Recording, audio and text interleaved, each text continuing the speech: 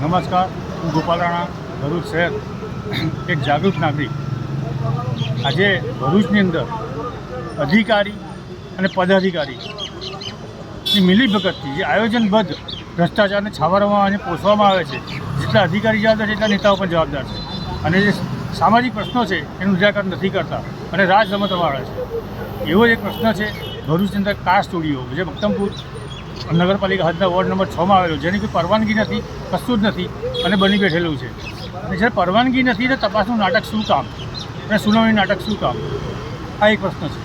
બીજો પ્રશ્ન છે ઉમરાજ ગામ, આલી અને ઉમરાજ ગામના સીમાડા પર જે પ્રાંત અધિકારીનો હુકમ છે, જેના પર દબાણ દૂર કરવાનો હુકમ છે, તેમ છતાં ભરૂચના કલેક્ટર સાહેબ તથા નેતાઓની મિલીભગતથી આ ભ્રષ્ટાચાર પોષવામાં આવેલો છે.